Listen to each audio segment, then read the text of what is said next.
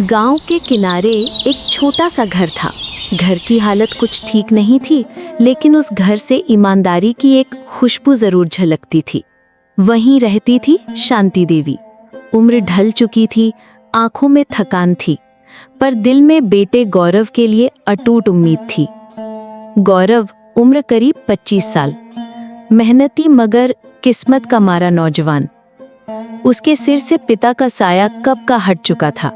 वो दिन में खेतों पर मजदूरी करता और शाम को घर लौटकर अपनी माँ को दिलासा देता कि माँ, एक दिन सब ठीक होगा, बस थोड़ा और सब्र कर लो। पर वक्त जैसे उन दोनों से बेरुखी बरत रहा था। दिन गुजरते जा रहे थे, मगर पेट की आग और उम्मीदों का वजन दोनों बढ़ते ही जा रहे थे। गौरव बेटा, देख तो सही, इस पुराने चूल्हे में अब आग भी जलना नहीं चाहती। लगता है जैसे हमारे हाल देखकर लकड़ी भी पिघल गई हो। तू रोज खेतों में खटता है, पर घर में रोटी के 2 टुकड़े जुटाना भी पहाड़ चढ़ने जैसा हो गया है। क्या सच में किस्मत हमसे नाराज है बेटा? अरे माँ, किस्मत नाराज नहीं है, बस हमें आजमाया जा रहा है। ऊपर वाला शायद देखना चाहता है कि हम टूटते हैं या टिके रहते हैं। आप चिंता मत करो, मैं हार मानने वालों में से नहीं हूँ। अभी तक मैंने दूसरों के खेतों में काम किया है, पर अब मैं गांव भी जाऊंगा। गौरव अपनी बात पूरी भी नहीं कर पाया था कि उसकी आंखों में अचानक एक नई चमक उभर आई, जैसे किसी नए निर्णय ने उसके भीतर जन्म लिया हो। शहर के सेठ रामेश्वर जी के पास जाने की सोच रहा हूँ। सुना है वो मेहनती लोगों को काम देते हैं। अगर वहाँ काम मिल गया ना माँ, तो हमारी जिंदगी बदल जाएगी। और आप ऐसे हौसला मत हारिए, आप ही तो मेरी उम्मीद हैं।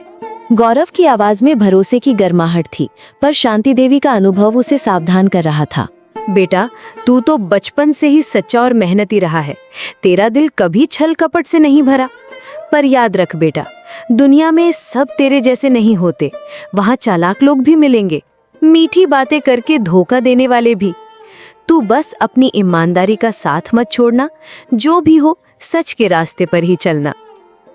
माँ, मैं तो बचपन से आपसे यही सीखता आया हूँ कि झूठ से मिली दौलत भी जहर होती है। गौरव के शब्दों में सच्चाई की चमक थी, जैसे उसकी आत्मा में अभी भी उम्मीद का एक दीपक जल रहा हो, जो हर अंधेरे से लड़ने को तैयार था। और सच्चाई से मिली रोटी भी प्रसाद होती है माँ। मैं वादा करता हूँ, अगर सेठ जी ने मुझे काम दिया तो मैं पूरे दिल से मेहनत करूँगा। बस आप मेरे लिए दुआ करना कि वो मुझे अपनाएं। मेरी दुआ तो तेरे साथ हमेशा है बेटा, लेकिन एक बात याद रख, मेहनत करने वाला कभी हारता नहीं। हाँ, देर जरूर लगती है, पर फल मीठा मिलता है। बस जब वक्त तुझे ऊंचाई दे, तब अपने मन में अहंकार पनपने मत देना। नहीं दूंगा माँ, कभी नहीं। और मैं हमेशा इस घर की ओर आपके बारे में ही सोचूंगा।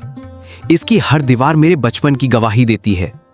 जब मैं बड़ा आदमी बनूंगा तो सबसे पहले यही घर पक्का बनवाऊंगा, ऐसा कि बारिश की एक बूंद भी अंदर ना आए और आपको कभी ठंड में कांपना ना पड़े। तू बहुत बड़ा दिल वाला है बेटा, पर रास्ता आसान नहीं होगा। दुनिया तेरी ईमानदारी की परीक्षा लेगी। लोग तेरे काम पर शक करेंगे, तुझे झूठा भी कहेंगे। उस वक्त तेरे लिए सबसे मुश्किल काम होगा खुद पर भरोसा रखना। माँ, अगर पूरी दुनिया भी मेरे खिलाफ हो जाए, तब भी मैं खुद पर भरोसा नहीं खोऊंगा, क्योंकि मुझे भरोसा है आपकी दुआ और मेरी सच्चाई मिलकर मुझे हर मुश्किल से पार लगा देगी। और अगर मैं गिरा भी तो उठना भी उसी ईमानदारी की वजह से सीख लूंगा। माँ बेटे की ये बातचीत मानो टूटी दीवारों वाले उस छोटे से घर को भी नई उम्मीदों से भर रही थी। गौरव के शब्द शांति देवी के दिल में ऐसे उतर रहे थे, जैसे अंधेरे कमरे में दीपक की पहली लौ जल उठी हो। यही हिम्मत चाहिए बेटा। जब तू गांव के उस बड़े सेठ से मिलने जाएगा, तो सीधा साधा ही रहना। मीठे बोल बोलना, पर झूठा नहीं। काम चाहे छोटा मिले या बड़ा, उसे भगवान की सेवा समझकर करना। याद रख, सच्चे कर्म करने वाला हमेशा ऊपर उठता है, चाहे देर लगे। माँ, आपके शब्द मेरे लिए रास्ता दिखाने वाला दीपक हैं। मैं कल सुबह ही सेठ जी के घर जाऊंगा। अगर उन्होंने मौका दिया तो मैं ऐसा काम करूंगा कि वो भी कहें, ऐसे लड़के ही समाज का सहारा होते हैं। और अगर काम ना भी मिला तो भी मैं हार नहीं मानूंगा। जब तक सांस चलेगी, कोशिश करता रहूंगा। गौरव ये सब कहकर बाहर निकला और रोज की तरह खेत की ओर चल पड़ा।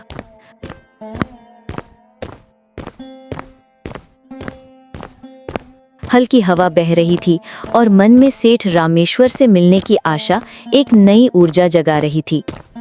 कुछ समय बाद वो गांव के रामधन चाचा के खेत पहुंचा।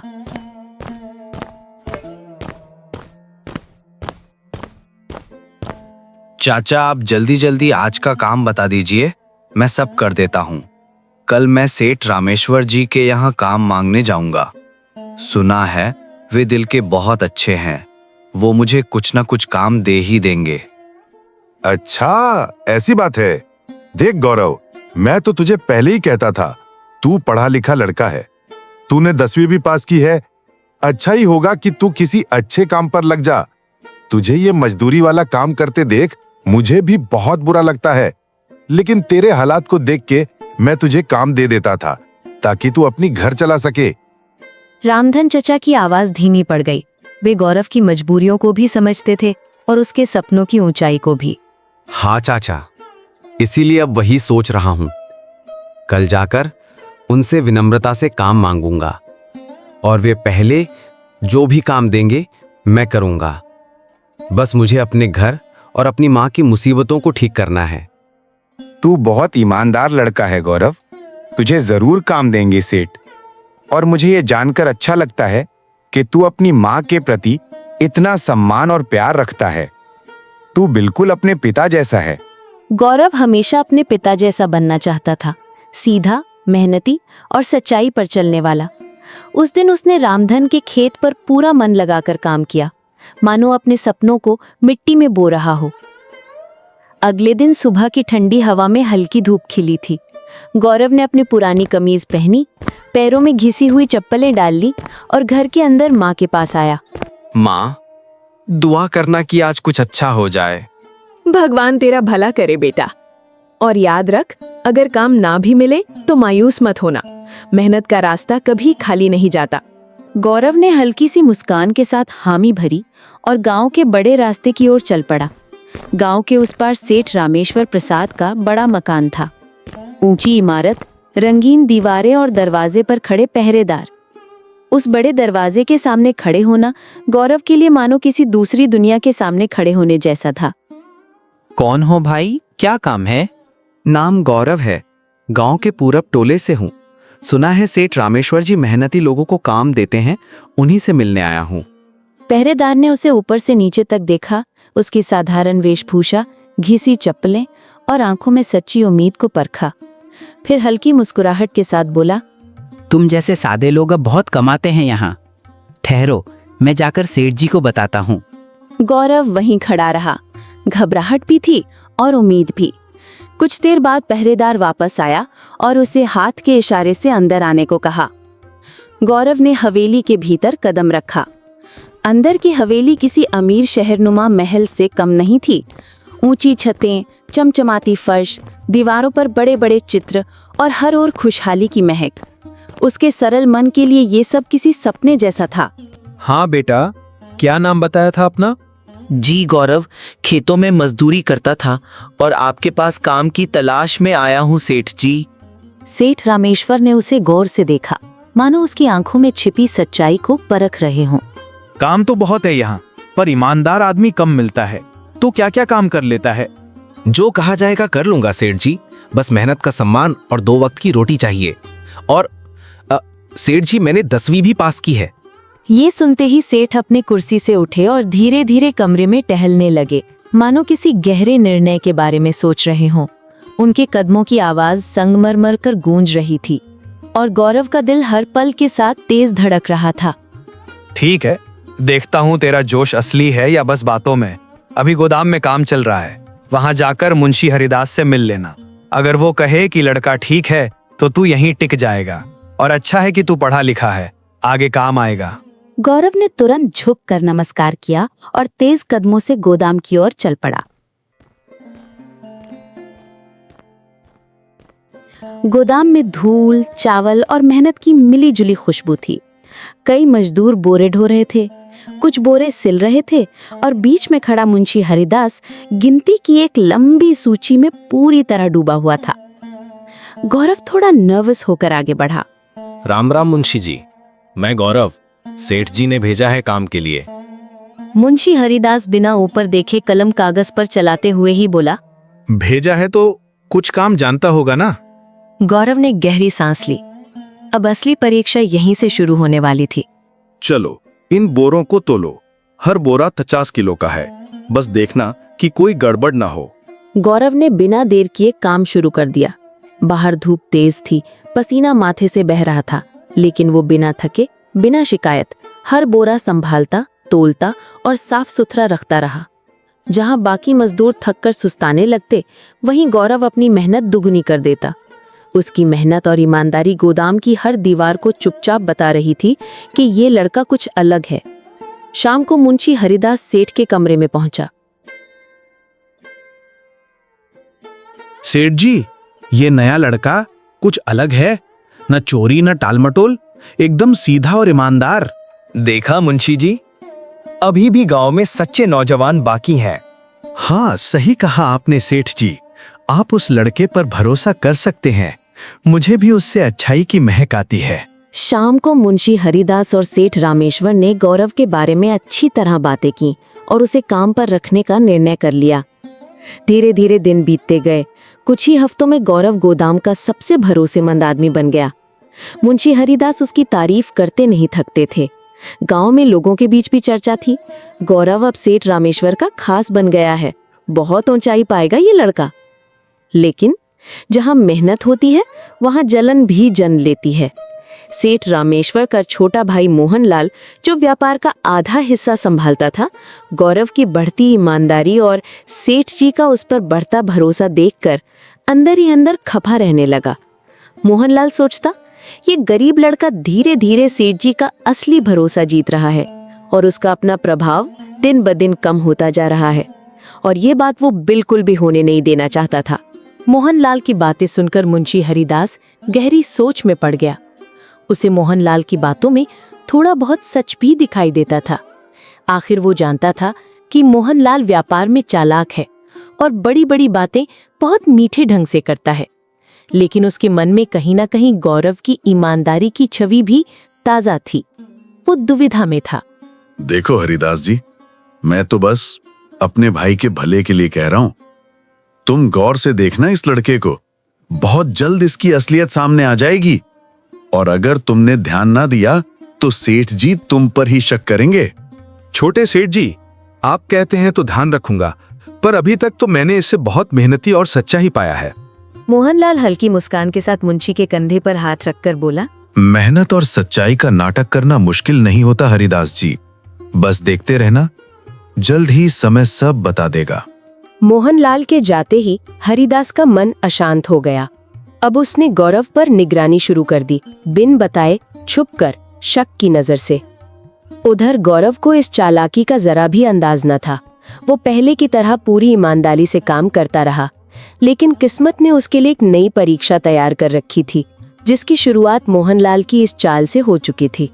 गौरव ने मोहनलाल की ओर देखा। उसकी बातों में मिठास थी, लेकिन उस मुस्कान में कुछ ऐसा था जो दिल को चैन नहीं देता। फिर भी वो सम्मान से खड़ा हो गया। छोटे सेठ जी, मुझे तो बस अपना काम ठीक से करना है। जितना बन पड़े मैं करता हूँ, करने में कोई शर्म नहीं। अरे भाई, इतनी भलाई भी अच्छी नहीं होती। दुनिया सीधी बात को समझती ही कहाँ है। खैर, तू हिसाब किताब में तेज है तो जरा ये बोरों की गिनती दोबारा देख ले। मैंने सुना है कहीं 1-2 बोरे कम हैं। गौरव चौंका। आज ही तो उसने पूरा हिसाब लिखा था, और वो भी बिल्कुल सही। वो तुरंत बोरे गिनने लगा, एक एक करके, ध्यान से, फिर से। सब सही था, जितने बोरे आए थे उतने ही थे। लेकिन तभी मोहनलाल ने चुपके से पीछे रखे ढेर के पीछे से एक बोरा उठाया और गोदाम के पिछले दरवाजे के पास अंधेरे कोने में सरका दिया, जहां आमतौर पर कोई जाता नहीं था। गौरव को इसका जरा भी अंदाज न हुआ। छोटे सेठ जी, गिनती बिल्कुल ठीक है, एक भी बोरा कम नहीं। सच में? तो तुमने गिनती सही की है ना? कहीं गलती तो नहीं हो सकती? नहीं साहब, आप चाहें तो खुद भी देख लें। मोहनलाल ने अंदर ही अंदर एक चालाक मुस्कान दबा ली। वो बोला, रहने दो, मैं तुम पर भरोसा करता हूँ, लेकिन कल सुबह बड़े सेठ जी को गिनती खुद बताना, ठीक है? गौरव ने सिर हिलाया। मोहनलाल वापस जाते हुए दरवाजे के पास खड़े होकर धीरे से बोला, देखते हैं कितनी ईमानदारी है। रात गहरी हो चुकी थी। गौरव ने गोदाम बंद किया और घर चला गया, लेकिन उसे क्या पता था, सुबह होते ही उसकी जिंदगी की सबसे बड़ी मुसीबत उसी गोदाम के उस छुपे हुए बोरे से शुरू होने वाली थी। जैसे ही गौरव ओझल हुआ, मोहनलाल ने धीमे से गोदाम का दरवाजा बंद किया और 2 पल को अंधेरे में खड़ा रहा। उसके चेहरे पर हल्की सी शैतानी मुस्कान तैर गई। बहुत भला बनता है ये लड़का, देखता हूँ कब तक चलता है इसकी ईमानदारी का खेल। वो गोदाम के अंदर लौटा, हल्की लालटेन जलाकर सीधे उसी कोने में गया जहां उसने कुछ देर पहले एक बोरा छुपाया था। उसने बोरे को हल्का सा खींचकर और भी अंदर की ओर सरका दिया, ताकि सुबह कोई भी पहली नजर में उसे ढूंढ ही ना पाए। फिर उसने पर्ची उठाई जिस पर गौरव ने साफ सुथरा पूरा हिसाब लिखा था। मोहनलाल ने पर्ची को हाथ में घुमाते हुए हंसकर कहा, कल सुबह जब भाई साहब देखेंगे कि हिसाब में बोरा कम है तो सीधा शक इसी पर जाएगा, और तू जितना ईमानदार बनने की कोशिश कर, गर्दन तो भसेगी ही। उसने पर्ची को वहीं रखकर गोदाम की चाबी जेब में डाली और ताले में ताला जड़ दिया। फिर रात के सन्नाटे में धीमी चाल से हवेली की ओर बढ़ गया ताकि चाबी बड़े सेठ को सौंप सके। हल्की पीली रोशनी झोपड़ी के अंदर जल रही थी। माँ दरवाजे पर बैठी राह देख रही थी। जैसे ही गौरव आया, माँ ने राहत की सांस ली। कहाँ था बेटा? धीरे धीरे अंधेरा छा रहा था, डर लग रहा था मुझे। माँ, आज बहुत काम था, पर सब अच्छा हुआ। छोटे सेठ जी ने भी कहा कि मैं मेहनत करता हूँ और मुंशी जी भी खुश हैं। लगता है अब सब ठीक हो जाएगा। माँ के चेहरे पर सुकून उतर आया। उसने गौरव के सिर पर हाथ फेरा और बोली, रोज यही देखना चाहती हूँ बेटा, तेरे चेहरे पर ये मेहनत की चमक। गौरव मुस्कुराया, अपना खाना खाया और माँ के पास लेट गया। लेकिन उसके मन को जरा भी अंदाज नहीं था कि कल सुबह सूरज उगते ही उसकी जिंदगी का सबसे कठिन दिन शुरू होने वाला है। गोदाम में छुपा वो एक बोरा उसकी मेहनत को नहीं, उसकी ईमानदारी को कटघरे में खड़ा करेगा। अगली सुबह हवेली के आंगन में हलचल थी। सेठ रामेश्वर, मुंशी हरिदास और कुछ मजदूर गोदाम के बाहर खड़े थे। ताले की चाबी घूमी, दरवाजा खुला और सब अंदर गए। जैसे ही गिनती शुरू हुई, मुंशी के माथे पर पसीना आ गया। बोरों की संख्या गौरव की लिखी पर्ची से कम थी। अरे मुंशी जी, ये कैसे हो रहा है? इतने दिन बाद फिर घाटा।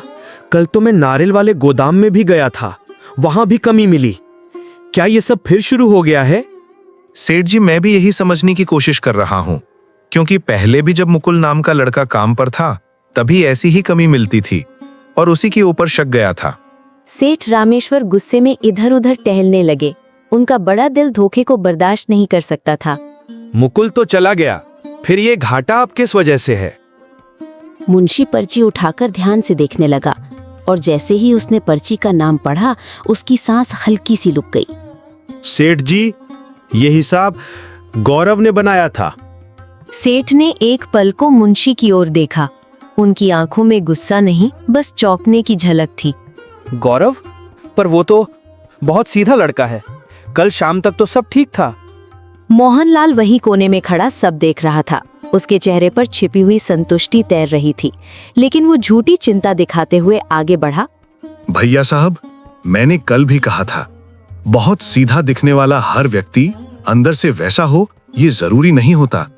गौरव पर नजर रखनी चाहिए थी। हाँ सेठ जी, अब कल हिसाब वही बना रहा था और इसी के बाद घाटा मिला है। सेठ ने पर्ची हाथ में ली, लिखावट को देखा, फिर गोदाम के कोने कचरे में जाकर चारों तरफ नजरें घुमाईं। हर तरफ बोरों की कतारें। बस वो एक बोरा जिसे मोहनलाल ने रात में छुपाया था, जगह से गायब था। ये कमी सीधे सीधे गौरव के नाम लिख दी गई थी। गौरव जैसा लड़का, क्या वो भी ऐसे काम कर सकता है? मुंशी को खुद भी पूरा यकीन नहीं था, पर मोहनलाल की बातों का असर हो चुका था। मजदूर आपस में फुसफुसाने लगे। लगता है नया लड़का ही निकला बेईमान, सीधा होने का नाटक करता था शायद। और इन फुसफुसाहटों ने सेठ के दिल में बैठी उम्मीद की दीवार हिला दी। सेठ ने गहरी सांस ली और बोला, मुंशी जी, गौरव को बुलाइए, आज ही पूछताछ होगी।